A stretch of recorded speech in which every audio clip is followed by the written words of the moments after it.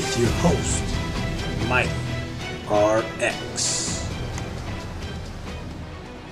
Hello, and welcome to Elite Podcast. I'll be your host, Max Paul, owner of the Florida Storm. In Elite Podcast, we'll be talking to the leaders of the SFL, the owners, the coaches, front office staff, broadcasters, etc., to hopefully introduce, inform, and give you unprecedented access. This off-season, we're going to focus on owners. This program will be running in the off-season as it's meant to tide us over until the regular season begins. This is a project I've been meaning to undertake for a while, and I'm hoping you enjoy the results. Enough of my rambling. Let's get to the good stuff. Welcome, everyone, to show number 4 of Elite Podcast, and I got some elite company with me tonight. On the top, right, left, we got Gerald Smith, owner of the Louisiana Revolution. We have Jermaine Smith. I don't think they're related in any way, shape, or form. Owner of the DC Dragons. We're going to get into why he likes dragons so much. We have Dion Hawkins, former all-star running back, now just chilling on the sideline, directing things, owner of the Tulsa Desperados. And we got the sultry, dulcet tones of Charles Dougherty, owner of the Lone Star Glory. Gentlemen, I want to thank y'all for taking time out of your busy schedules to even hang out with this guy down here. But with that being said, gentlemen, you know what? I'm gonna start with this. Gerald, how did you get involved with the league? I kind of found it by accident. I'm an old school kind of retro gamer. Played Tecmo Bowl. I played it competitively. Traveled around the country playing and live events everywhere. And there was a guy I used to watch his podcast. A friend of mine. I was watching his podcast and he happened to mention Simulation Football League and how many people they had watching. I'm like, what is a Simulation Football League?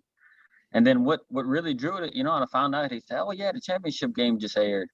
So I watched it. It was you beating the undefeated Tallahassee Pride at the time. That was season 10. Yeah. So I'm like, this is cool. And then what really drew me in was it was with All Pro, and I love it. I love the old 2K football games and stuff like that. I'm like, I have to get in on this. I have to figure out what it is.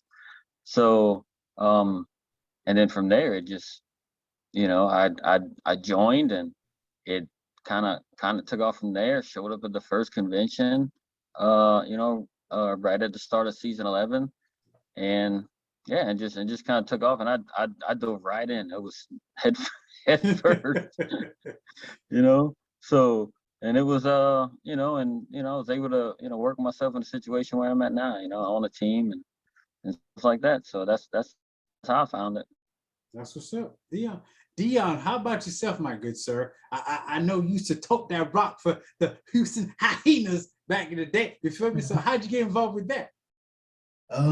Yeah, mine was kind of similar. It was pure accident. I was scrolling one day on Team Stream, Bleacher Report, and I came across an article, and I looked into it and found a league, and ever since I found it, I've been hooked. So this was right up my alley. When I saw that it was actually people playing and simulating games, that's what I used to do as a kid growing up myself. So it's like it was meant to be, buddy. It was purely accidental. That's what's up. So, Jermaine, I'm gonna save you for last because you and I got some history. Charles, if you'd like to tell the people, how did you catch wind of the league, and how'd you get involved? Well, when I got out of the Navy back in the 90s, I got involved in Front Page Sports. I don't know if any of y'all know what that is, but played a lot of sim football in that. And then I got a job where I was traveling a lot with a software company I worked with. A couple years ago, I got off the road, and my wife told me I needed to find a hobby. So I actually did a search on YouTube. I typed in simulation football, and it popped up. I'm like, what the heck is this? And I, looked at a couple of the videos, a couple of championship games, and I signed up for Discord, and literally within 5 minutes from when I signed up, Cam called me, and it turns out we lived less than a mile away from each other. So the rest of that's history. Nice. That explains how you were in studio so many times. That's dope. That's dope. Yeah, it wasn't ability. It was locality. Okay. Hey, what's that that saying in the picture? What's the most important part? Location. That's location. right. There you go. That's right. So Prez, Mr. Jermaine Smith, how did you get involved with the league doing, hexing and all that other good stuff? I'll try to make this as fast as I can because I can be here all night. But basically, it all started back in 2013. I was in TJ's league. He's owner of the Baltimore Vultures. See, I'm messing up already. But like I was in his league, and he was just telling me, "Oh man, there's this thing called SFL. You can help out the Dallas Stars, and it's simulation." I'm like, okay, man, it's all pro. Okay, no problem. But then it's like, well, Jermaine, you don't play the game. You put the plays in. I'm like, what kind of nonsense is that? I don't want to watch the two computer plays. I don't want to play the game itself. So that's okay. Let me give it a shot. So then I was on the Dallas Stars helping Ronnie Nickens team out. I was running the offense, and then I'm not gonna lie, I was just frustrated with how the game worked, which I'm not in control because I'm just a control freak. I gotta be in control since I can't control what goes on. I was like, forget it. The hell with it. I'm done. So then season 4, I kind of like was lingering. I said, I'm done. I don't want to do this anymore. So season 4, I was kind of like a fan, just observing it, watching it.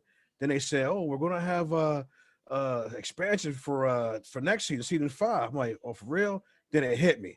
I started thinking, okay, I got to come up with a name. I come up with a team. I think of my colors. And so basically it was simple. I came up with the Dragons because my, everyone knows I have the same birthday as Bruce Lee. My middle name's Lee. Born the year of the dragon, just like Bruce Lee. Him 1940, I'm 1976. So it was like, okay, it's all coming together. So then I was like, okay, the colors. What are the colors going to be? Well, let's use the same colors as the old Washington Wizards with that teal, black, and gold. So right there, that's where the colors came from. And so then I was like, okay, I put that together. So then I got to put a good uniform. I can't come on the field looking like hot garbage on a cold day. So that was about maybe a 3 or 4 day process trying to come with a uniform because you got to look good on the field. I'm sorry. Some teams need work. And I'm not going to say who, but they need work. They need Jesus. Money out, beside all that.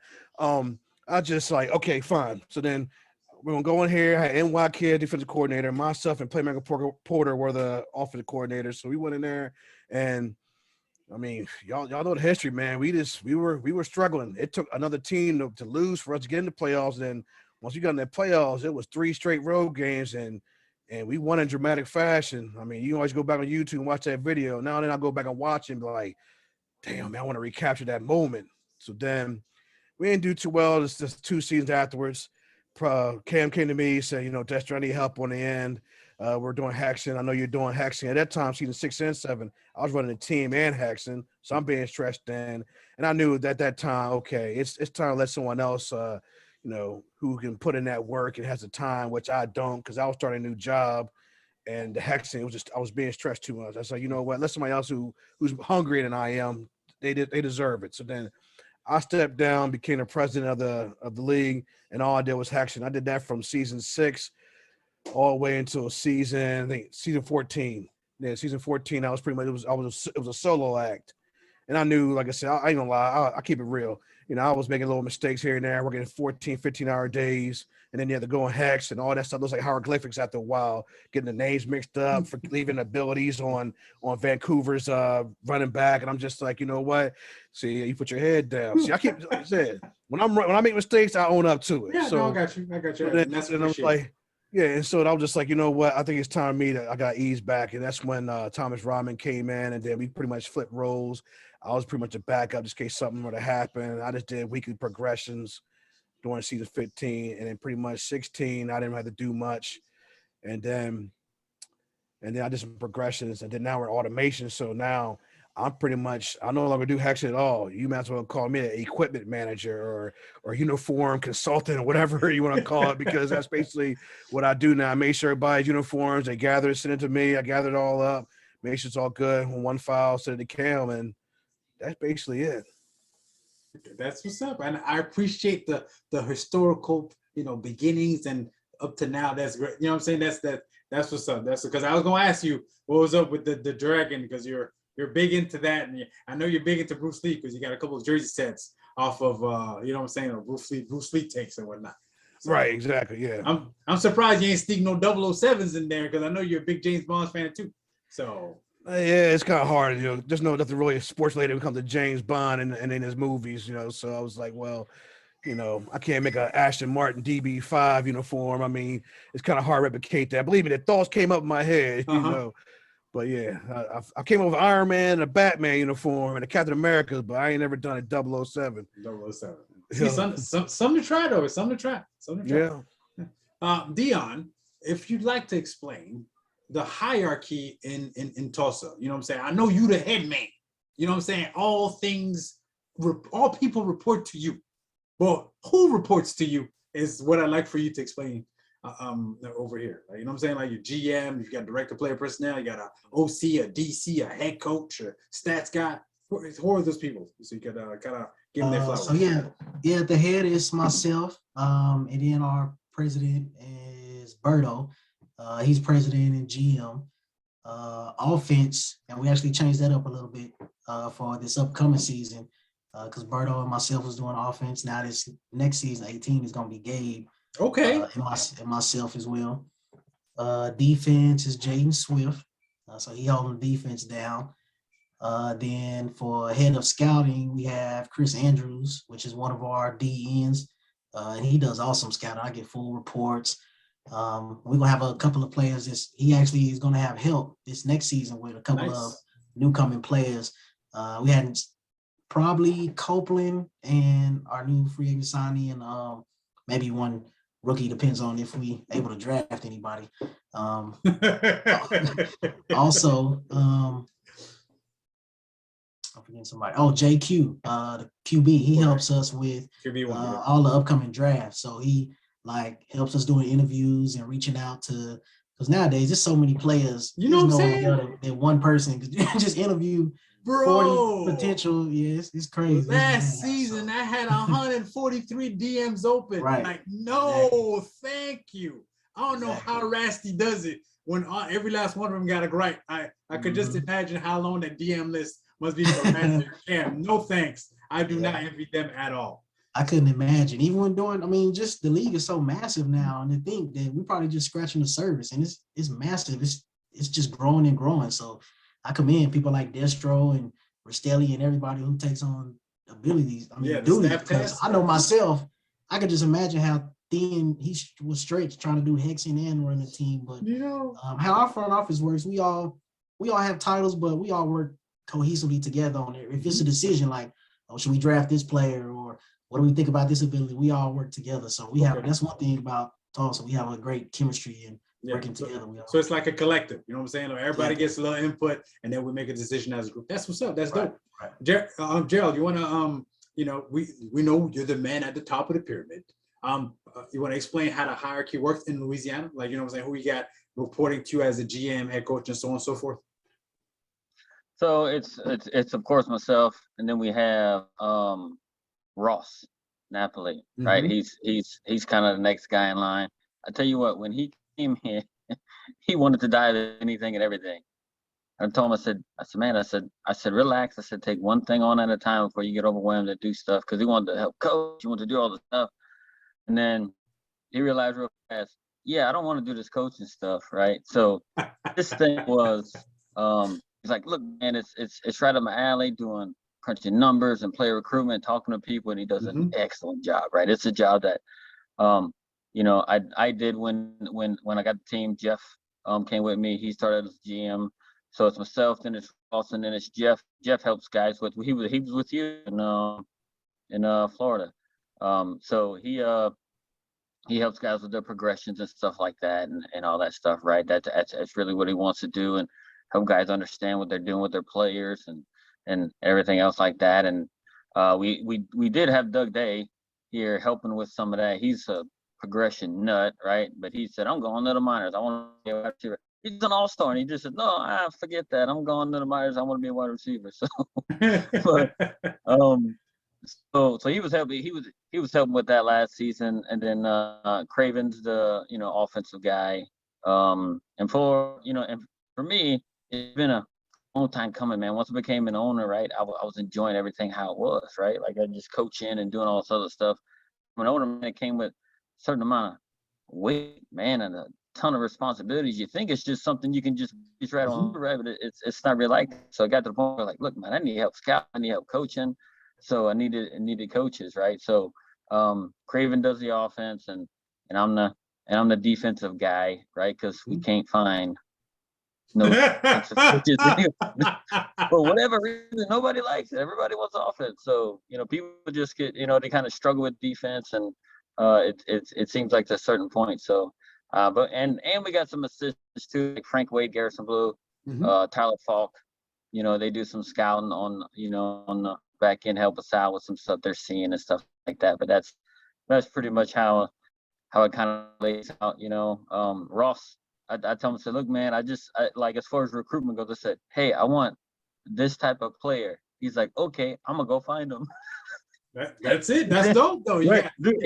It's awesome because he brings it to, he finds these guys and kind of vets them a little bit, right? And then we talk to him on the phone.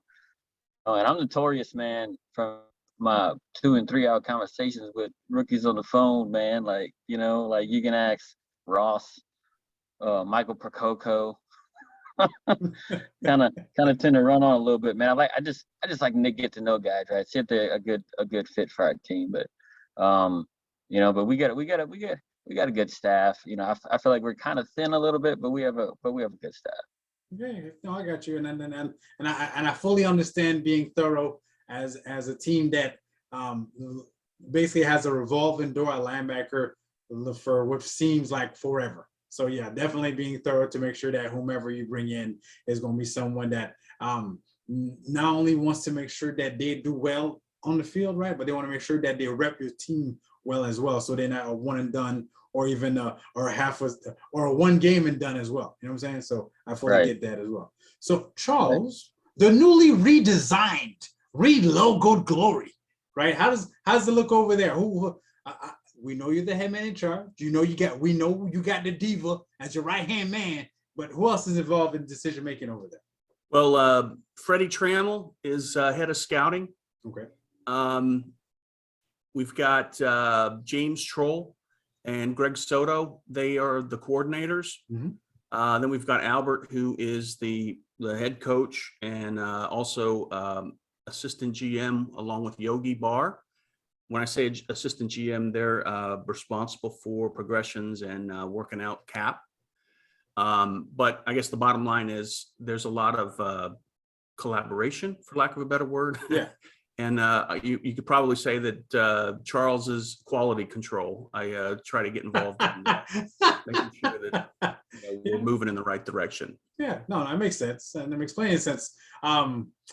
Just making sure, kind of not vision per se, but just to make sure that all the I's are dotted and the T's are crossed. Yeah. As a final, No, I fully get that as well. So we're about to get into some heavy stuff now. I don't know where we're gonna start. You know what? Since we got Charlie here, Charlie, we're gonna start with you. This is the question. I hope y'all were prepped because I posted it in the elite DM yesterday. Was there ever a point when you were so frustrated and fed up that you wanted to step away from ownership? And if so, what situation did you find yourself in? And how did you find? And now, wait, because I'm talking to you, so apparently you're still an owner. How did you get it from out the other side? So, unless you know something I don't know. Well, I think you probably have an idea what the frustration was. There was an ownership situation when I first started. When I first got into ownership, it was me and Wally, and there were some issues that happened. I don't know if I want to dive too deep into that, but basically it got to a point where I wasn't enjoying the league anymore because of some of the interactions issues and I guess some of the execution issues. Yeah. And I actually thought about stepping out. And I actually, quite honestly, I reached out to a couple other owners in the league to see if they were interested in picking up my player, Pseudo, back in. I did. I mean, I was going through all my options because Okay. there was a time I was just like, this isn't fun for me. Yeah. It just, if you look at a kind of a life cycle depiction of my involvement in the SFL and my happiness. I mean, when I started off, I mean, it was like, wow, this league is awesome. And then I got into broadcast. Oh, this is stats first. Awesome. Broadcasting, awesome. Scouting, awesome. Like, man, I want to be an owner. And I'm talking to Andy, and Andy's like, okay, here's what you got to do. I'm like, okay. And I get into owner. I'm like, yeah, maybe I don't have all the chops to be an owner. Mhm. Let me bring some other folks in to help me, right or wrong. I mean, you can look back at it and take shots on it. I thought I needed, some extra muscle to help me get in. And I got in, and it was just like, oh man, this is not, I'm not enjoying this because of all the drama, I guess, for lack of a better word. Yeah. And I had a lot of discussion with Cam, and I had a lot of discussion with some of the, owners in the league that, I have some confidence in. And not that I don't have any confidence in the owners, it's just there were a couple of them I talked to a lot. And, it got to the point where I was like, man, I'm at a crossroads here. I don't know what I'm going to do. And then some things happened, that I didn't have any control over, that, some of the chips fell in place. And, here I am as the sole owner. The newly reminted sole owner of the I think that was Star time Board. because of the the old logo. And honestly, I don't want to get too hard on the old guy that used to do it, but I wasn't like 110% happy with the initial version. Yeah. It was enough to get me started.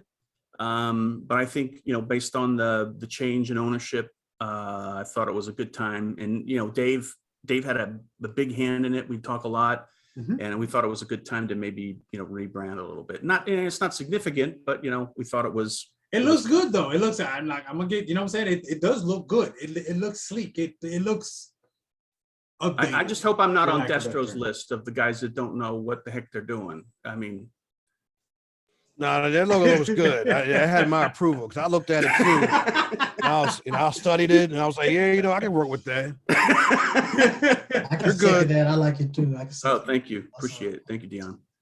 So, Dion, same question to you. Was there ever a point where you were in that valley where, what I'm saying, I don't know what you might have been going through, where you're like, what, being owner ain't what I think it would have been, it should have been, it could have been. Anybody else want to do this? Because I'll just go back on the field and you know what I'm saying, drip people at their cleats, right? Yeah. So was there ever a moment like that for you? To be honest, not really. I mean, I've definitely had some valleys where I've been disappointed because we went on losing streaks and things like that, but it never got as bad to a point where I wanted to actually leave the league.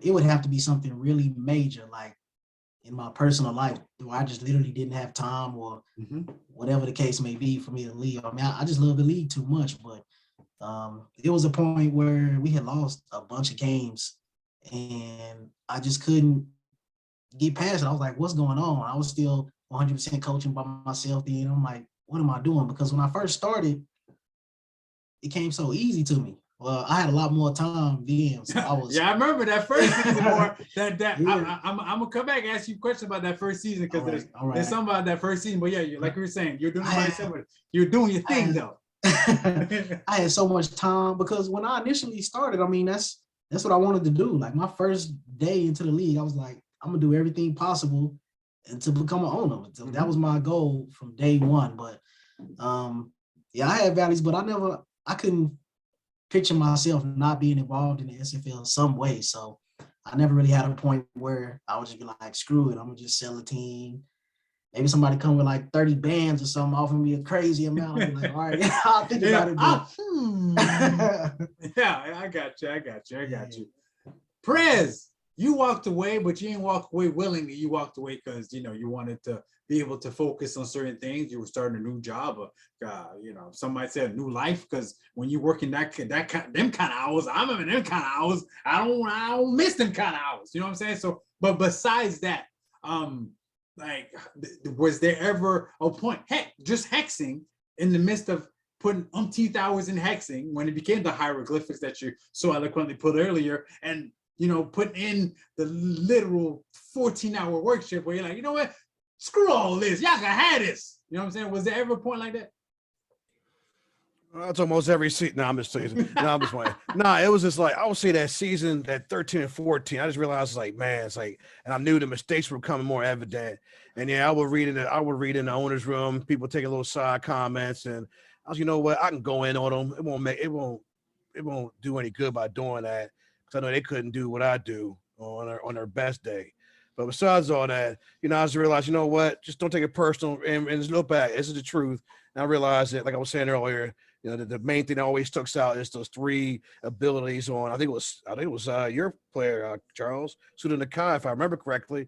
And I realized I was just making mistakes. It was just like making mental mistake because it's fatigue kicking in.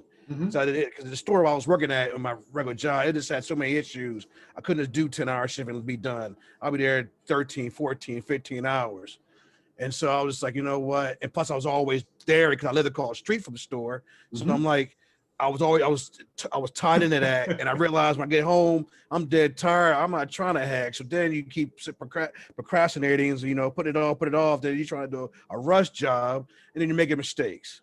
So that's probably when I realized, you know what, there's nothing wrong with asking for help because I was I'm being stubborn. I don't want to ask for help. I want to just this is my thing, and that's it. Because if something goes wrong, I don't want to have to point the finger and say, hey, it was him. So you know what? It was me. It was him. Yeah, it was me solely. I'm the one who's in charge of it. Therefore, I'll take full responsibility. But then I realized, you know what? I need help with this. So then that's when the transitional period came in with season 15 with Thomas Rahman. And so that's why I was like, okay, that's, you know, it's time to ease back and ask for help. And I'm glad that happened because, yeah, I ain't gonna lie, I was getting burnt out, to be honest with you. I was getting burnt out. Mm-hmm. And then, but as for owner, I mean, I just got back. So what, 2 seasons in, about to be the 3rd season now. I mean, yeah, I ain't gonna lie. When they start talking about these owner fees, boy, I was like, what's going on, man? I was like, owner's fees, shoot, what, $30, what, $360? I'm thinking, man, what's going on, Ken? You must be over there drunk or something, you know? I remember back in that, it was in May we had those meetings. And I just moved. Yeah, it was in May this year. I just moved from one apartment to another. I'm like, dog, I moved from one apartment to another to save money. And now I'm spending more money. So brother, I gotta get a part-time job to pay owner fees. You know what I mean? So I'm like, well, at first I was like, man, you heard me in the chat room. I was like, man, I don't know, man. I'll take care of the bills. I don't know if I can add this on there. Mm-hmm. I don't know. We'll see. We'll do one season and we'll see how it goes. And so, you know what? I can fit in the budget. $30 ain't gonna hurt me. Now, if you start talking about $100, then you know I'm gonna start getting in shape and start stripping or something. I don't know. Oh, there we go. or you could elect 7 minority owners and they can foot the bill for you. Nah, this ain't LA over here. Hold up. Gerald, I'm gonna get to you in a second. Jermaine, while I got you on the horn, I forgot to ask you, how does the hierarchy work in DC? I know you got my boy over there, you know what I'm saying, Steven doing his tut dizzle, but who else is over there helping you out? Well, as obviously I'm the owner, and then of course I'm defensive coordinator. But this year I've gotten some help because I realized I need help on that too. Because I've never been a defensive guy, I've always been offense. Mm-hmm. But no, Monex wanted to run the offense, and plus he's a GM. I was okay. Let him run the offense, and so I'm doing defense. But now I've asked Kanye Rockefeller to help me. So he's pretty much gonna be the defensive coordinator, and I'm pretty much gonna be like, I don't know, the advisor. That makes sense. So. Yeah, because we need help with this defense. I think going back in the last season, you know, we lost 9 games and eight of them was 6 points or less. Yeah. And I was looking back, I watched every game, you know, in the off season, and the defense is basically what failed us. And so, and that's on me because I run a defense. So once again, you know if you need help, don't be ashamed to ask for it. That's it. And so try to find who's available, and he's available. I said, well, let's do it. Let's see if we can improve. So Kanye Rockefeller is the new defensive coordinator. As for scouting, we have John DeSantis was scouting for us. Mike Churchill was scouting for us. So we pretty much have that what's going on with our organization. Of course, we're always looking for someone to do stats, especially now since we're going to take penalty caps hits for not having a statistician. So we're looking for people to do that. So that's part of our questionnaire for these rookies. Hey, do you have the ability? Do you have the internet or the equipment to be able to do stats? That's going to determine if we draft them or not, because that's what we need. So that's pretty much it when it comes to the hierarchy. I'm glad you said that about the stats because it's for any rookie that's gonna watch this, it's big. Because even if you don't get drafted, right, per se, now you're still in SFL and during the regular season of the SFL, it's a great way to kind of make inroads and make your name known to ownerships across the league. Because if an owner sees that you're more invested in the league than just about your player and that you're willing to do stats, that's a great way to get yourself drafted. You know what I'm saying? Because we got a guy, Declan O'Rourke, did stats for us last season. He's a linebacker now coming up in the draft. And believe you me, he's way at the top of our draft board because we know he's more than about just himself. You know what I'm saying? So rookies, don't be afraid or leery to, ask, hey, what more can I do? What to improve my draft stock, to improve the league, right? Because it's a great way to make your name great. Right, sounds weird, but it's a great way to make your name great, so that way owners are more aware of who you are. Because I don't know if anyone told y'all, but your performance on the field doesn't matter. It's about what you're willing to do off the field. You know what I'm saying? To kind of elevate not only yourself and your brand, but a team's brand and the league's brand at the end of the day. Exactly, and that's why I tell anyone who I get emails often or DMs saying, "Hey, what can I do?" I'm like, man, just talk to. I mean, I know Cam's a busy person. Talk to a owner. I tell them, look, join the staff team. There's always room. If you want a job, you really want to do something in this league, help out. We will find one of the owners. Will find a spot for you. If I don't find a spot, we'll find something. And that's the best way. If you don't, either you have a player in the minor league or you're about to, you're in the off season, that's the way you get your foot in the door. Just think of it like any other in your job in real life. You can't be the CEO or the manager or the boss from get-go. You got to go on. You got to do the janitor work, the hardcore, the dirty work. Get your hands dirty, and then one thing moves to better. The same thing with Dion. I'll use Dion for example. What he didn't tell you, which is fine, is that when you read that article, he signed up with our team. He was our running back for a season, our last season, season 7. From that point, Houston took four of my players because, DeMond and I were tight like that. So then I was like, take 4 of my players, please. So Dion was one of them. Then from that point, he played there. And then he applied for ownership because of his work. He put in the work necessary to garner enough votes from the owners then to get voted into being a league, be a league owner, and look where he's at now. So I tell guys, and I have to repeat myself again, but I emphasize enough to where, get your foot in the door some way, somehow. That's it. That's it. The man, that boy's spitting. You know what I'm saying? That's I can't add anything to it. So Mr. Smith, the other Mr. Smith, was there ever a point you were so frustrated and fed up that you want to just step away from ownership? And if so, what was that point? And how did you get through it to still be here today? So it was, it was for sure. People would think maybe my suspension, that back in season 15 was one that would kind of want me to leave, but it was actually like after that, right? I mean, I have a lot of frustrations with the league from especially off seasons, man. For me, off season is so terrible for me. I'm sure you guys can agree. It's just so difficult. It's frustrating. But for me, like when I was suspended for season 15, it was, because I had all that time, right? Because I wasn't doing anything with the league and stuff like that.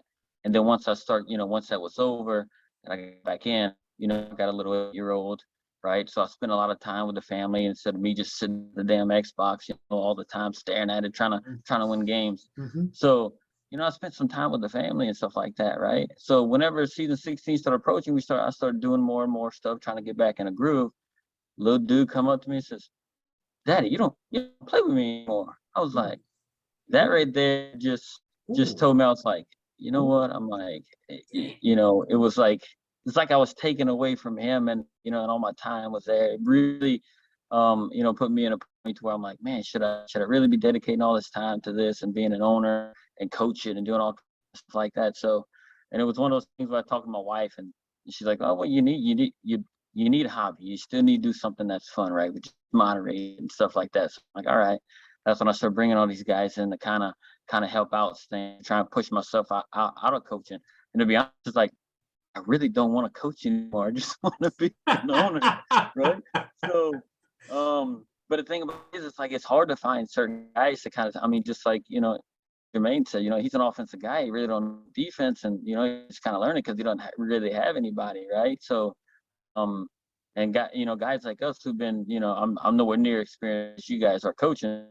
It's like, you want to do the best for these guys that are on your team, and and those guys are really what kind of keep me coming back, right? Because there's a few guys, more than a few, right? They just act, hey, you coming back? If you coming back, I'm coming. If you leaving, I'm leaving, right? I don't want them, right? Because they're enjoying it because I'm here. I don't know what I bring to the table. Maybe they just like my face, my voice, or something.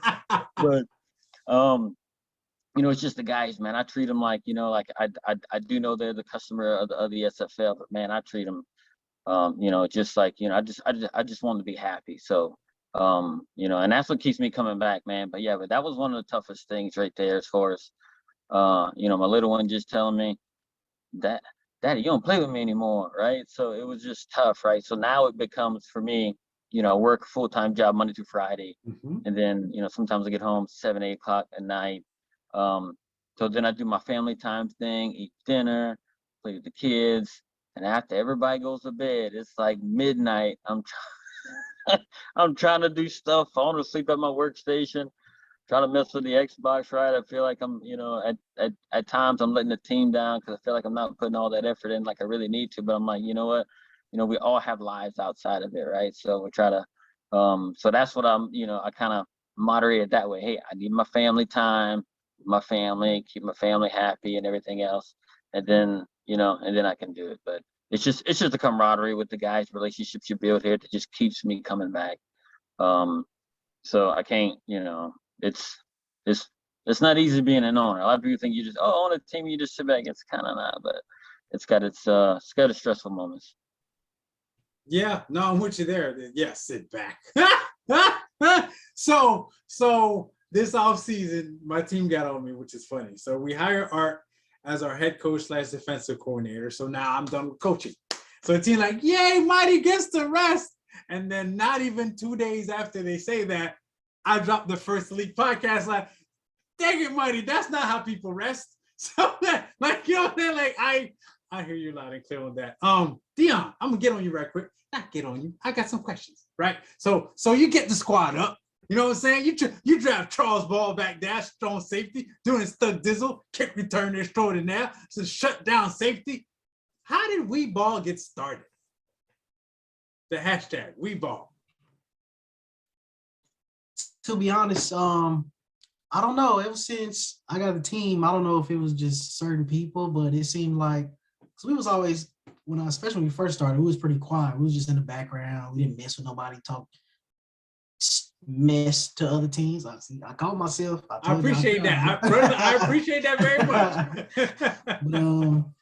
But it always seemed like when something happened, somebody would be in the league chat or Slack, I think we had back then, like just talking down on Tulsa, and I didn't know. And I'm like, I rubbed the wrong way, or they not like how we handle business or whatever. So we kind of had kind of bringing us together, like everybody does, even though it probably wasn't everybody, it might have just been a few people. But so we like, if you're not with us, you against us. That's it. F them, we ball. So that's what it was. Okay. That whole part of Tulsa, that slogan, but we just hashtagged it and put we ball. But it's a whole little slogan, like, I ride for my people. If you ain't with us, you against us. So we kind of use that as to bring our team closer together and like us against the world type of thing. So that's how it came about. It's like a rallying cry, like, you know what I'm saying? Exactly. We ball. Not y'all. We ball. F them, we ball. Like, it's like almost like we ball versus all y'all. You know what I'm saying? Yeah. Like,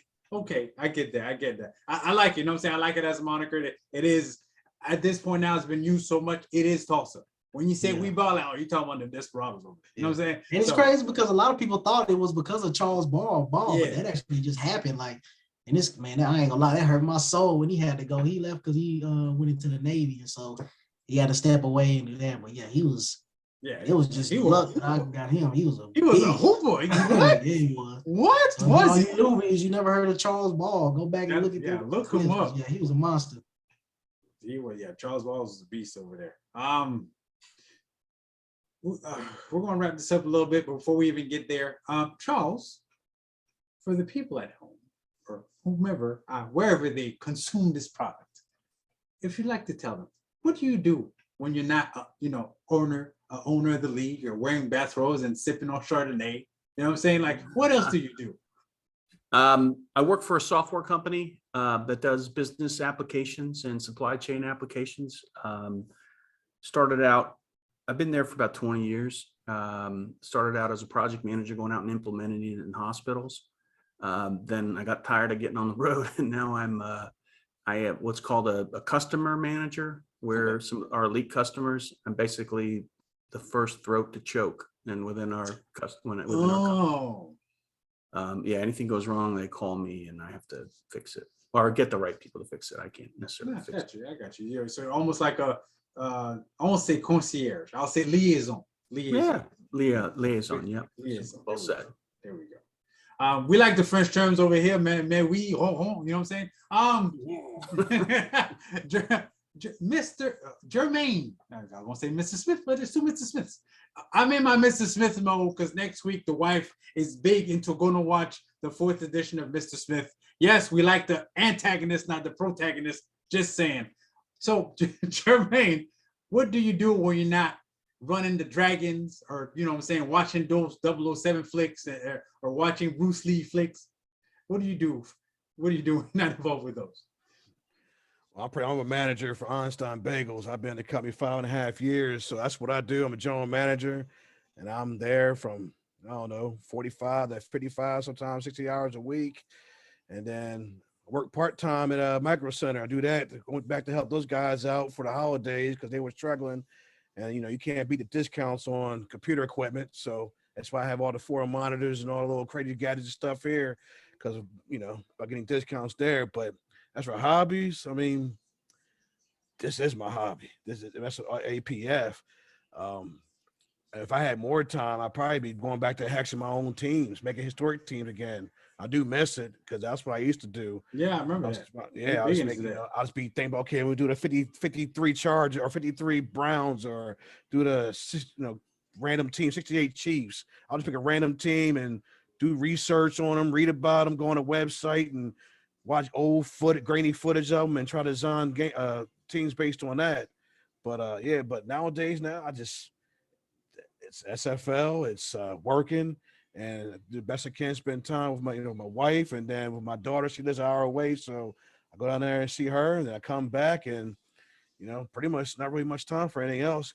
Catch a Marvel movie here and there, or read. Crazy as it might sound, I read the scriptures too. Try balance yourself. Mm-hmm. All the craziness going in the world. So yeah, that's pretty much what I do nowadays. Okay. That's appreciated, Gerald. When you're not busy running the revs or kicking butt in Tecmo Bowl or having an 8-year-old consistently wanting to occupy your attention, first of all, what do you do for a living? And then what else do you do? I work for a air conditioner, refrigeration, ice machine, installation, service, repair company. I'm one of only 2 people in the entire company that can work on ice machines and refrigeration equipment. So my days are generally long, right? Mm-hmm. So yeah, just do that like Monday through Friday. Luckily, I'm not on any kind of call schedule anymore, so I have a little bit more free time on the weekend with the family. Just come home, man. Just hang out with the family. My wife loves binging movies or TV shows she's finding on Netflix or Hulu and everything else. So I get roped into that to sometimes like midnight, and I'm like, damn, I got prep to do. So, other than that, man, my kid just finished up his 8-year-old finished up his soccer stuff. My daughter's she just got modeling gig with one of the photographers around here, and home. She's on the dance team, man. So we're going everywhere for that stuff. So it's pretty busy for me. You know, like I said, like I got my oldest. He's flying in tonight, New Orleans from the Navy. Get to be home with us for the holidays. So, but yeah, man, it's just really working, family, and waking up and doing it all over again. Okay, I got you. I've been there, done that as a father of 4. Feels like a father of many nations, but whatever. Yeah, I've been there, done that. I appreciate that and understand that completely. Dion, how's the little one, right? And then Dion, what do you do for a living? What do you do for fun that's not related to Auburn? Man, he's great, getting bigger every day and Yes. spending all my dang money. So, but yeah, it's crazy. I mean, it's my first son, and I don't know. It brings me joy just looking at him like, dang, I created that. Like, it's still crazy to me. Like, I still can't believe it myself. But yeah, as far as work, I'm a licensed insurance agent. I specialize in health in the Medicare field. So I help people look for better plans and whenever it comes to Medicare and getting them benefits. So we actually just got out of our annual enrollment period, which is crazy busy. Like, I'm talking to so many people, setting appointments and helping them enroll. So now we passed that and kind of just chilling. So work is a breeze until January to come back up. But yeah, outside of the SFL, I mean, SFL is my hobby. So good thing now that work is chill. I can kind of do stuff while I'm working. Like, I'll be running sims and I don't even be doing nothing at my job because it's so slow. But aside from that, I'm just with my son, with my stepdaughter as well. Recently engaged as of just a couple of months ago. Congratulations, brother. We're working on that. I appreciate that. And it's a blessing and a nightmare at the same time. Bro, I've been married for 20. You ain't telling nobody nothing new. I'm like, we ain't got married yet. We just trying to get it together. And I'm like, me being a man, I'm like, how women, they dream. So I'm like, babe, do whatever you want to do. Like, I just need to know where, what color, you know what I'm saying, how much, whatever. So yeah, but yeah, she's special to me. So I'm ready for that day. I mean, we're looking at probably not looking, it's gonna be July 9th is the date that we have set right now. So that's coming up pretty soon. I know. Okay. Seems like a week or two away, it's gonna be here. Bro, that thing gonna be here like that. You know what I'm saying? So, you still doing that football thing off the field, or you're yeah, that's the next thing. So I still play minor league football. We actually have a championship game coming up July 16th, and it's actually in Florida. It's in Orlando or Almonte Springs or something. I don't know. Around is the vicinity. Yeah. Okay. So, but thing is, we was practicing. I actually hurt my foot last weekend. So I don't know. I'm kind of up in the air because that's like less than a month now. So if I heal, I'm gonna be playing in that game. But if not, I'm gonna just be. I probably got like another 2. I mean, I just love the game so much. It's SFL, me playing, but I'm getting older now. I'm 32, so my body breaking down. I'm like, all right, I got probably another 2, and now I'm trying to get in the bed. I'm like, just little small stuff. Hold up. You ain't trying to pick up some. No, hold on. Did you just say you're getting older now? You're 32 to a room of men older than you. Hey, just do that. Playing football for over 20 years, they probably gave me about 8 or 9 years on my knees and my ankles and my body. So I'm 32, but I probably got a 49-year-old, 50-year-old body with all the injuries I done had. So, but yeah, I'll probably do another year or 2, and then I'll probably be done with it. I got you.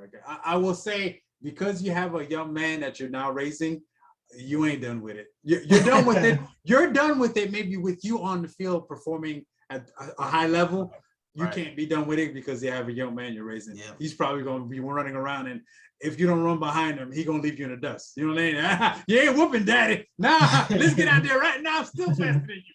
You know what I'm saying? So nah, that's that. So, gentlemen, we've come to the time where it's free time, where if you have questions for each other, or even questions for me, this is the time to pose whatever you always wanted to pose, but neither had the time or the opportunity.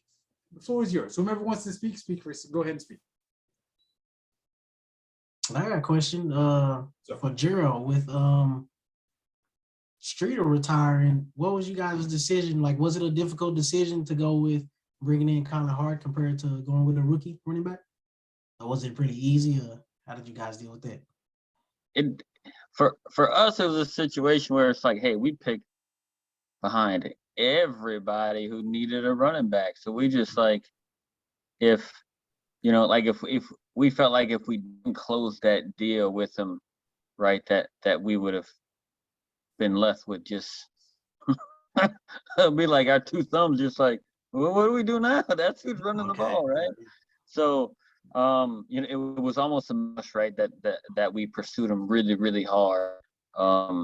And we're fortunate enough to be able to convince them to come over, right? That way we have that, and we're not looking at being behind you guys and Sioux Falls and Houston, right? And then whoever else, I mean, I just and we don't, I mean, us being so far back, we don't even know if we would be able to move up, because we don't know if anybody at the top may say, hey, I want to do the backup running back thing, right? I mean, we don't know if that's even a thing for some people. So so we just had to seal that deal, because if we would have went without one, I think we would have been kind of caught with our pants down, and we would have been in real big trouble not having a running back with any significant value to be able to utilize. Right. Okay. And that's actually the reason I asked. So a follow-up question there to everybody. From an owner's perspective, how do you guys feel about the two-way thing? Like, do you like it? Does it seem like just an extra hurdle, or now you have to think of something else, like maybe I should draft this person earlier, whereas within the past, we knew that team got a running back, you ain't even got to worry about it. But now you have that other aspect where maybe they want to bring up somebody just in case, somebody retiring. So do you think of it as like another hurdle, or do you enjoy having the additional flexibility for anybody? The two-way contract stuff, I think it's good for the guys that may get drafted and have to take a cut in value.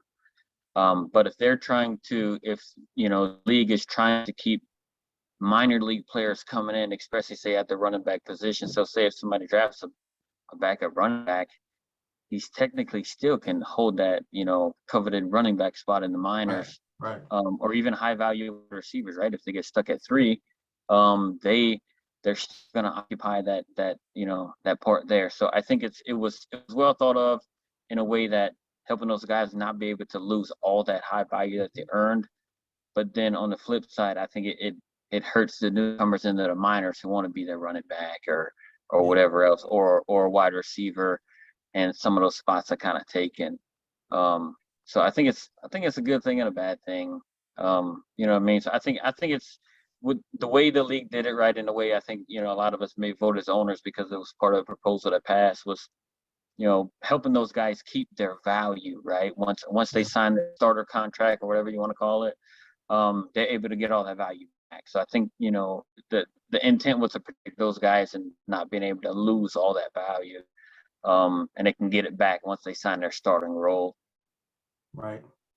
Yeah, I agree. It's definitely gonna bring another dynamic. I mean, I like it. I mean, it's kind of confusing, especially with a big change like that. You're trying to wrap your head around all the different rules. So I call myself looking like, okay, like, is this something that we can potentially use? Like, you want to be able to use it, but then, like you said, you don't want to take that option away from a player, because we never did this before. So let's say someone, just using running back as an example, if you draft a number 2 running back, how often are they really going to play with the new settings and trying to get fatigued? So you want to help the players out, but again, you're like, you could be taking something away from them. Yeah, they're on the team, but are they really getting as much exposure as they probably should be? So I've been kind of wrestling with it. Like, yeah, I like it as another option, but I don't really know. So I'm excited to see how it's going to work out. So I kind of agree with you, Dion. I think the jury's out on it, at least from a Lone Star standpoint. I do want to add, I forgot to add somebody when we were talking about staff. Ace Fennick is social media. He's going to kill me if I didn't say his name. So he's really working on it really hard, and I need to make sure I give him some credit. He's really, big part of the team. So Ace, but to your point, Dion, the jury's out. I think we've got the next couple seasons are going to be big in the SFL with expansion and all these pending rules coming down. And I'm concerned. I just, from an owner standpoint, I just wish, maybe we should start looking at making some subcommittees or something to do some research into some of these areas. so we have a good handle on it and don't make knee-jerk decisions that could impact the league. Right. Yeah, I get that. Oh, one other thing I want to say, I need to throw in somebody else too. Jason France, he's our director of communication. We hadn't really had one this whole time, so our social media went to crap like the last season because I just didn't have time for it. No, So I got you. he stepped up to the plate and helping us out as well. So it's so new, I almost forgot. So Jason, Thanks, France, Charles, for Viva reminding. la France. Appreciate that. I just forgot about it twice. Well, after you was going around, I was like, damn, I forgot France. And then went to another subject, and I forgot again. Mhm. All right. Prez, you got anything on this, or you're sipping tea? Well, I'm not sipping tea, but yeah, just like thank you, Charles, because I forgot to mention somebody myself. John Gary, he's part of our scout department as well. I said it's off the top of my head. I don't have anything written down. That's my fault. I'm unprepared. I didn't have anything written down, but yeah, he's been breaking down the minor leagues, and because I'll be honest, I don't have time to look at all the teams. To be honest with you, the only teams I look at are the uniforms that I designed, the teams that I designed the uniforms for. That's it. The rest of them, I'm like, I can't watch you. But anyhow, that's why he looks at all the players, and he goes in our chat room or in our private messages and say, this guy does this well, he doesn't do this well. So he's breaking it down, and like they do it in the NFL. But one thing I do want to say is that I thank you guys. I think the owners. I know there's more. Obviously, there's only a handful of us here, but I thank the guys, whoever voted for my proposal of allowing us to move people up and down on the roster based on their value change. I thank you from the bottom of my heart for that. Because y'all heard me in the owner's room. I heard you. I was very yes, and I just don't get too emotional, but I just felt that we were bamboozled, led astray, let them up. You were handcuffed. We were handcuffed due to a situation to where, we had to put, somebody who was better on the bench and had to start with someone who wasn't, and we paid the ultimate price for it, especially against Baltimore. Mm-hmm. And so I'm thankful for you guys voting for it. It was 20-4, so I hope you guys were one of those 4. But if you was, that's on you. But you part that 20, I appreciate you. No problem. Now, No, I definitely voted for it. I think it's feasible now because I think the hindrance before was that it all had to be done manually. You're doing the hexing and everything had to be done manually. So I think a lot of people were thinking previously, like, that's just another opportunity for stuff to get messed up. So yeah, when I seen this submitted, I knew that was going to pass because it's definitely time for it. So yeah, you're asking that question about the 2 ways. I like it twofold. I like it that it gives more opportunities to the rookies to actually get on teams, right? And conversely, also make sure that yes, it stinks for this new batch of people that sign up to play quarterback, running back, receiver. But the issue we're having is that we have so many holding spots in the minors, right? That they can't get in the pros.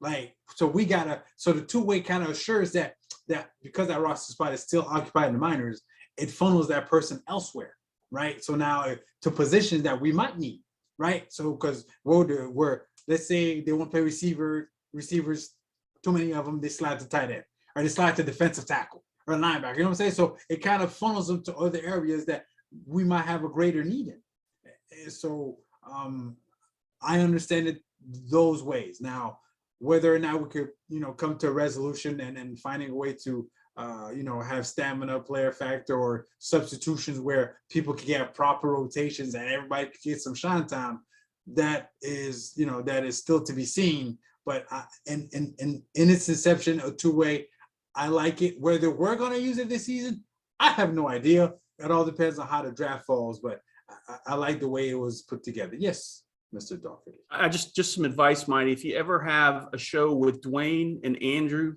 Hamilton on it, it's going to have to be a 3-hour show. I just want to give you a warning. What's funny is that prior to me coming up with this group that we have tonight, I was contemplating talking to the St. Louis group as the last show, and it's just I'm like because I already did 2 super groups in the 2 shows prior. We spoke to Charleston with Johnny and Jack, and we just spoke to Vegas with John Bond and Tony. I'm like, you know what? Let me get a group of owners together, that have different views from different teams, so we can kind of chop it up as the last show going into the Christmas break and the last show for this offseason. And then I'll probably hit up the St. Louis group and the LA group next offseason and get their minds on whatever the happenings and going. I was joking. Just so you know, I was joking. Well, that and the fact that they probably wouldn't be in the same owners group anyways, because again, I want to have that broadcasters show with you and Ramos and Eddie and Devon. And so that's gonna be wild, because what I'm gonna ask y'all is, do you broadcast with pants on or with pants off? Stuff like that. Just we're gonna go far left. Here, I'll show you. Just kidding. So, gentlemen, do we have any other questions amongst I do. I have a question. Now the schedule came out, right? Thursday. Now, what do you guys think about how like I like the improvements to the schedule, right? How we play in, interdivision games. I just want those extra 2 division games. I want to play all our division opponents twice. I don't know how you guys feel about it. I don't know how it's, what's the restrictions behind league making sure, hey, look, we pay each division opponent twice. Instead of just playing like, you're the one right above you or the one right below you. I'll answer last because I have insight as to why that is, but I'll let the other guys answer first. Yeah, I mean, I'm just assuming it's a roster file thing, right? It just becomes a situation of that. It's not. I have the answer for you, Gerald, but I'll let the guys chime in. All right. I mean, because I love it, right? Because now with the way they did it, I think strength of schedule means so much more, right? Because you have a lot of teams who are playing some top teams, right? You're playing first, second, third, and fourth in the other 2 divisions you play, not including your own. So I think it's, strength of victory is, gonna mean more, right? Because you're playing similar tiered teams across each division. But I'm just curious what you guys, thought about it. I want to play my division opponents twice. I'm in agreement too. I wanted that as well. I mean, Redskins play Cowboys, Eagles, and the Giants twice. Washington football team. I'm sorry. Excuse me. The Washington football team. I'm sorry. Yes. I'm sorry. I got skin prepared from. I got memorabilia all over the place back in the bedroom. So yeah. So I'm sorry. I'm still in transition period. Okay. So yeah. I like it. I like it just for the different variety, because there's some teams I feel like I still haven't played maybe once, probably ever. So I like it because it can be different, but it's not like the NFL. Like your team can be trash one season and then you can be like in the semifinals and championship another one. So I don't understand if we're the bottom 2, we play that bottom 2, because that don't mean that we both gonna be in that same position, especially in our division in the East. We almost won it last year in 1 game, and then now we're at the very bottom. So the parity is there. So I don't really make no sense. I like that we do play other teams, but I would definitely like to play our division twice, but I wish it was kind of a healthy medium, but that's okay. So this is the answer. Because we only play 12-game schedules, to have half your schedule against your division weighs too much, right? So to find a medium where your division matters, meaning if you win your division games, you run in that division. There's no ifs and buts about it, right? So he wanted to balance it in a way where the number 5 didn't make sense, and 6 is too much to have your schedule be division. Because even in the NFL, you play if you play all your division games, you still got 11 more games, which is almost 2/3, right, of your schedule. So that's why there's that balance. Now, whether we, have more games down the line where we expand to, 14, 16, maybe at that time you could play more division games and still have not be so heavily weighed one way or another. That's what I was explained, and I kind of understand. So, and Dion, like you said, but Dion, like you said, is parity all throughout this league, right? A team was down last season, this season they're in the semis, right? So it can happen. Every season there's new teams in the playoffs, new teams in, new teams out. So it's an opportunity that you've been presented with if you got a bottom schedule. But doesn't it make it easier when you're building out a schedule if you go to the two games in the division for each team? Doesn't it make it easier to build it out? If you're last place in that division, if I'm doing the scheduling, I only have a certain amount of games that I have to assign to that schedule for the last place team.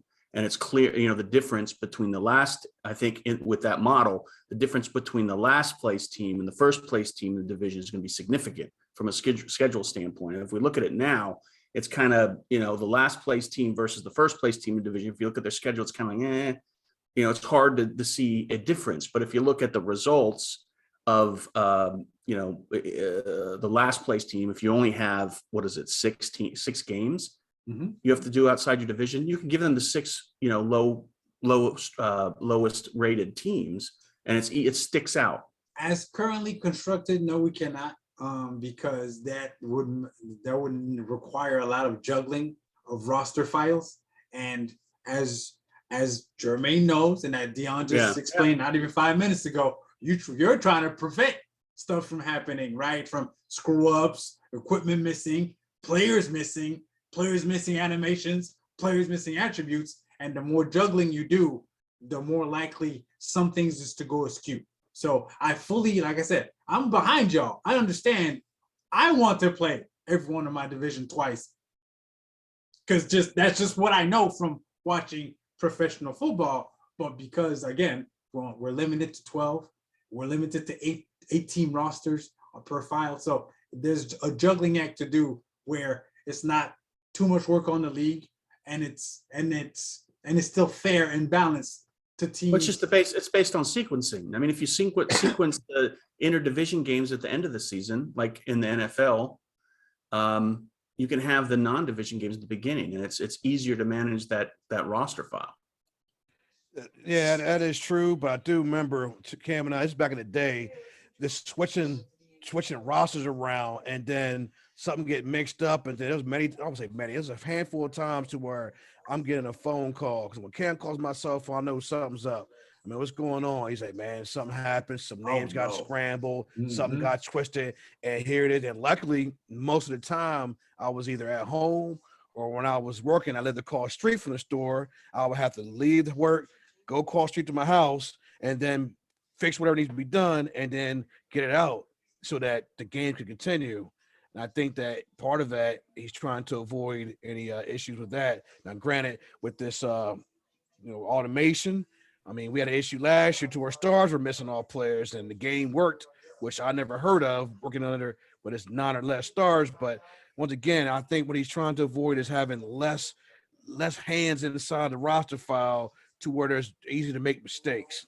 We can just go ahead and transfer everything over. We can have this season and then be over with. But I understand what you're saying, Charles, is have that all planned out from the very beginning of the season to where you have, okay, like you said, have your non-division games early on. You make the roster file based on that, and then you have your divisional games. But also keep in mind that the playbooks have to be manually inputted, and that means that he's going to have to do every single team's playbook individually. It's the way it is now. Every 4 weeks,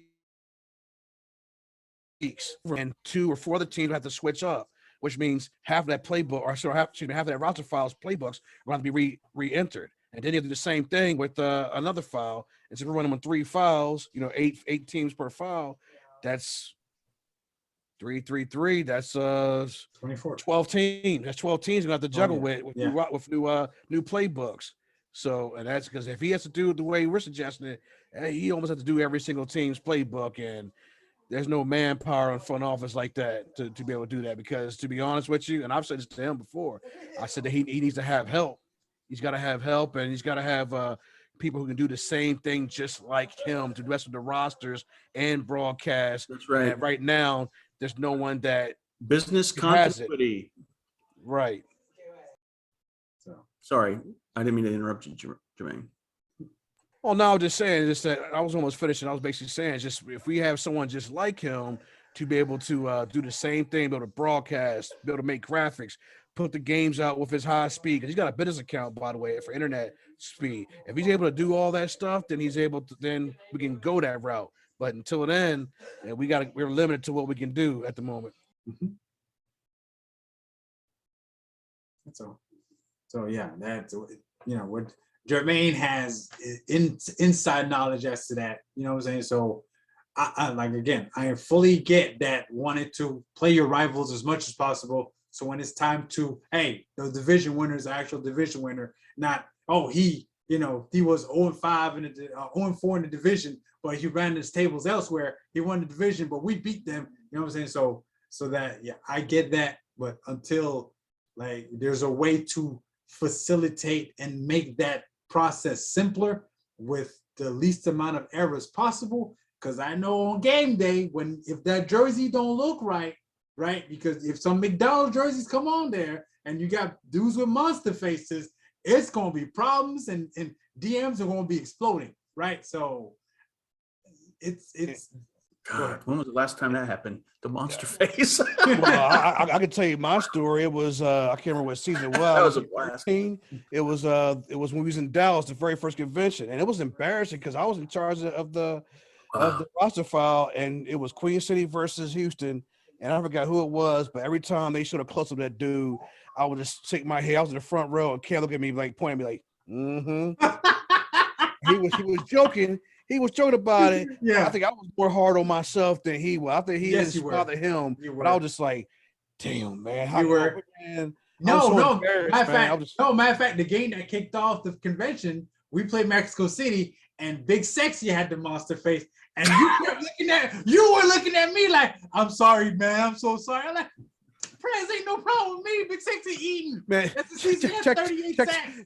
Check this out. Yeah, I was so mad, right? Because Cam was streaming the game, or somebody was streaming the game. I took the flash drive out. I used someone's laptop. I don't know whose laptop it was. I just grabbed it. Man, I put that thing inside the laptop. Man, I looked at the roster. I'm like, hold on. He's got a star on his player. Why's he got a scary face, elephant man face, what we call it? I said, man, why's he got that on there? He's got a star on it. What the hell is going on? I'm bugging out, man. I am bugging out the convention. And then whoever had it in the Queen City and Houston game, I'm just like, man, come on, man. It's like, it can't be happening right now, man. Like I said, nobody else was fazed by it, but I was just like, damn, man, this is so wrong right now. I got you. Gentlemen, we got any more questions for anyone else? Yeah, I'm still waiting for Florida to rock some all-black uniforms. I mean, I'm impressing every season. And on this note, this episode of Elite Podcast, we don't do black in Florida. I don't know why you keep bringing that up. We'll do because I know I can mess with you. That's why I always do it. We'll do ash like we did against Mexico City, but dark black for what? You got black, Gerald got black, Dion got black, Charles does black from time to time. No, you don't do black. Thank you, Charles. I can hug you. Why? Black is so imaginative. It's unimaginative, right? Won't you y'all got great teal and red, Dion? Put that thing on display. You even got a little tan on the main hat. Use that. Put that on display. Let black alone. But your other colors stick out when you wear all black, though. Think about it. My colors. Look at this. Look at this. Look at my colors don't stick out. They bright as all get out. They bright as all get out already. Make a black version of your jersey. And I guarantee you, your players would like it. Just say, I'll be looking like everybody else. Just put it out there and say, hey, fellas, I'm this Destro suggested this. Would you mind seeing this? Man, I bet you your players like, yeah, I like that. All black. Yeah, and that's why they don't run the storm. I run the storm. Because every offseason, they want that. We're gonna have that black. Doyle, big proponent. Get that black jersey right. I'm like, Doyle, you got the game, you got the editor. Show me what you got. Oh, no, we ain't gonna do that. No. And Gerald, I forget about you, Gerald. You got that nice blue and green. Leave that black alone. Look, we got one black jersey. I think we wore it twice since season 15. We wear that all. They're like, "What want the black?" I said, "Nah, everybody got black." I like the blue and I like a clean look. I like our white helmets, our green jerseys, and our white pants. I think that looks the best. That's right? It. I think. Look. I see Jermaine getting this looking down. He may be. I need help with my jersey, man. No, it's all good. But like I said, it's your teams, man. Like your team, like your uniforms are good. Your uniforms, sorry, I'm stuttering. I'm sorry. Your uniforms are on point, and Florida's uniforms are on point. I just like this. The black color, it always sticks out. I don't forget. I used to work with a guy who was a diehard Dolphins fan. He came in with a black Dolphins jersey and that fluorescent orange and that light sky blue color look. And I was obsessed with that. And if you remember during the 90s when Chicago White Sox changed their uniforms, they started wearing black. To me, that was like when the trend started to where teams start wearing black in the baseball. Like the Orioles started wearing black jersey or top shirts, and then the NFL picked up, and especially when the Ravens came in, because the Ravens had black, they would wear black on their night games.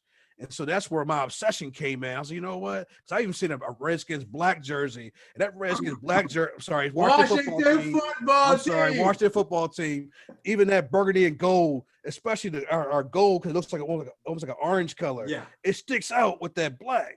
And that's how I design my uniforms. I always think, okay, I got that dark background that have the light colors as the foreground, and it sticks out. And then I'll make a bunch of alternates of that. I've got like 20-some sets just based off the uniform, the sets of the colors that we have. But just some of that black just makes it just stands out. That's all. So that's why I pressure you on getting those black uniforms. But, you know, I understand why, because everybody else has them. Everybody got black. You know what I'm saying? For what? If anything, nobody rocks. Not nobody. Gerald, I'm gonna get to you in a second because I know you got something to say. I won't say nobody, but I don't see enough white on white. I need more white on white. I had it. The White Lotus Society uniforms. I had them. I had them last year. I wore them twice. Yes, but you're one team. There's 24 teams in the league. We do white on white. You should wear them too. Vancouver. We got white. Everyone got black on black on black on black on black on black on black. I sound like the correct, right? So, but I need more white on white. It's when white on white is done right, that thing's sexy. Some people they don't like the vivid white. They want like the kind of dingy. Okay. Don't get pressed started about that. I'll tell you all the time. The only team that should wear that all super white are the Miami Dolphins. Every team, I don't care if it's fictional or the pros, college, should be banned from using that white. That hurts my eyes. I like the super white. I'll mix it in with some other colors. I know you do, and I gotta wear sunglasses when I watch the team. That Atlanta Swarm white, that's what you talking about? Yeah, exactly. Oh my God. Why does he? I was like, come on, Chisholm. Why you gotta use that all white, man? That hurts my eyes. Turn that brightness, that contrast down. Gerald, you're gonna say something? The only beef I guess I got with people's uniforms, it bothers me when they don't finish the stripe. You got stripes on your damn pants. Put it on your jersey going up. Make it match. I'm like, man, I'm like, look, man, it looks good. You got that solid jersey, but you only got stripes on your pants. Make the damn stripes come down your jersey too. Make it look even. Every time I look at mine, I'm like, I say it all the time. I'm like, I look at my team dinner Sims. I'm like, man, look at them stripes. We got that stripe in the league. Okay, fair enough. So, that was good stuff. Gentlemen, anything else? I guess that is all for this. Okay, that's all for this episode of the Elite Podcast. This is, again, the last episode of Elite for this off season. Everyone have a Merry Christmas. A Happy New Year. Scrimmages are going to be around the corner. Regular season kicks off in less than a month. We about to get this thing in. And you know, I ain't going to be these boys' friends. That's why we don't do the show during the season, because I might be cursing people out. No, that's not what I do anyways. But I'm just saying, so for Gerald, there you go. For Gerald Smith, Jermaine Smith, for Dion Hawkins, for Charles Dougherty. Charles, by the way, have I been pronouncing your name properly? You did. Thank you. I did it. I'm Max Paul. And we are.